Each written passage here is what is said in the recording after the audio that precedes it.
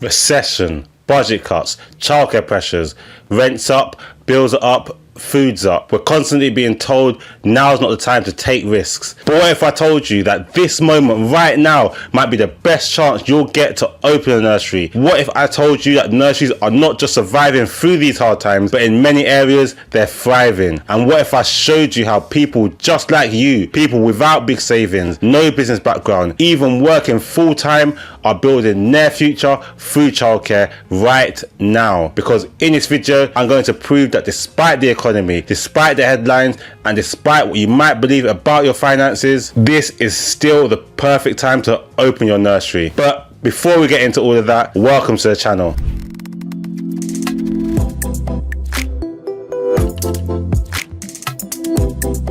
Welcome to the channel Open Nursery with myself, Kurt Liania, where I support you to open, run and grow your own nursery. If you're new here, make sure you subscribe and hit that notification bell as I release regular videos, all helping people like you to get clarity, confidence and a real plan to finally open the nursery that you've been dreaming of. If this video speaks to your situation, then I recommend checking out my other videos like how to start a nursery with £10,000 or less, or how to open a nursery whilst you're still doing your 9 to 5. I'll link them both in the description below. But in this video, I'll walk you through why nurseries are one of the most recession-proof businesses in the UK, how government funding actually works in your favour during the downturn, why childcare demand is exploding right now and it's not being met, and how starting a nursery can cost you less than most people think. I'll be sharing the mindset shifts you need to help move forward and stories from people I've worked with who have opened nurseries during the hardest financial times of their lives. And maybe most importantly, I'll show you how this could be your best chance to take control of your income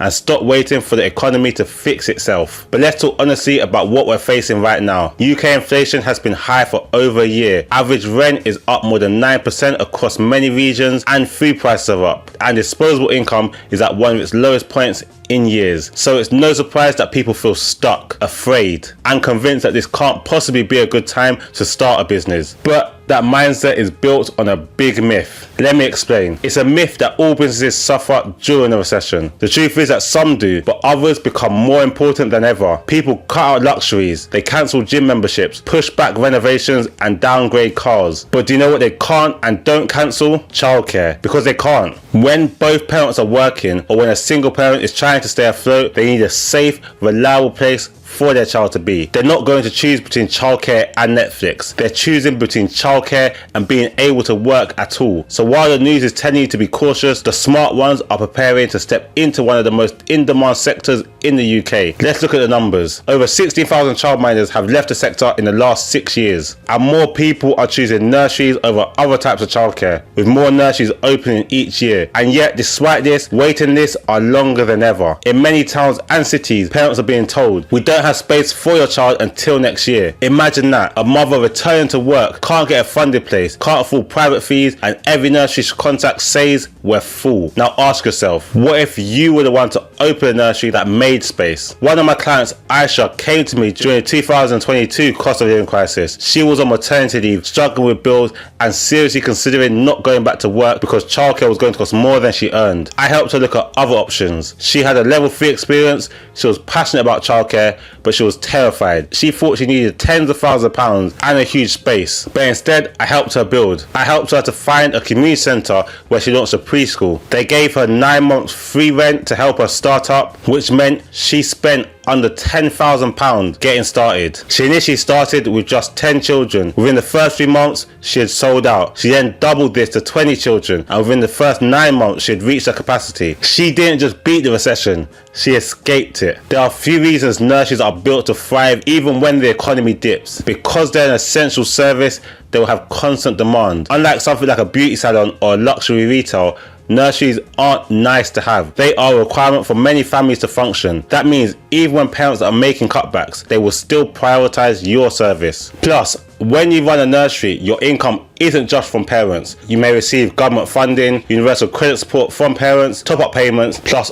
optional extras for things like lunches outings and activities. That means you're not relying on one unstable stream. You're working with diversified income. That's the dream during a recession. Plus, community roots make you irreplaceable. Local nurseries are trusted. People walk past your building every day. They speak to your staff at pickup. They recommend you in WhatsApp groups, and you become embedded in the daily life of your community. When people know your face, your name, your values, they choose you, even if a cheaper option opens up around the corner. Plus, you're filling a gap others are afraid to enter. Right now, some people are backing away from business ownership. They think that the paperwork is too much or the timing is wrong, and that's why there's a space. I work with clients all over the UK, and I can tell you with certainty, the most successful ones are the people who start during quiet times. By the time the economy picks up again, they'll be already fully established. And let's tackle the big fear. But I can't afford to start right now. Well, I want to reassure you, you don't need £50,000 to start. You don't need a commercial lease.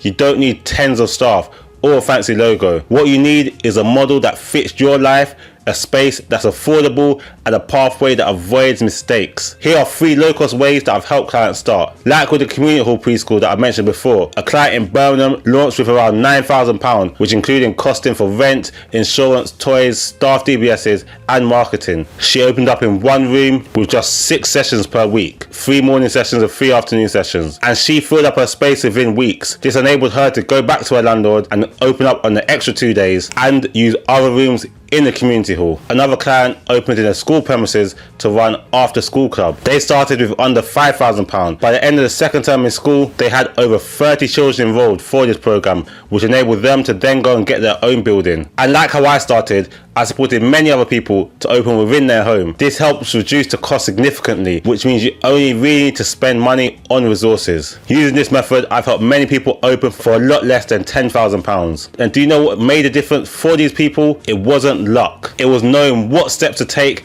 and in what order. And that's exactly what I help people to figure out. Here's what I know after helping hundreds of aspiring nursery owners. Most people never start, not because they're incapable, but because they think they're too late, too broke, or too behind. But the truth is, you're not too late. You're on time. You're not broke. You're resourceful, and you're not behind. You just need a real plan. Waiting until you feel ready is a trap, because life always gives you a reason to wait. But here's what will happen if you start. You'll start seeing buildings differently. You'll feel excited when you hear Ofsted instead of panicked. You'll begin imagining your launch instead of just watching others do it. All of that starts the moment you take the first serious step. I know this all sounds big, and it is. Opening a nursery takes commitment, strategy, and a clear head. And if you're watching this thinking, okay Curdy, I believe you, but I still don't know what I'm doing, then that's okay. You don't need to know everything today. You just need to start with someone who does. And that's why I offer what I offer. I offer consultations to help make your plan clearer. I offer templates to help you start fast, courses to guide you through the setup, and feedback so you don't make avoidable mistakes. And everything I teach is based on what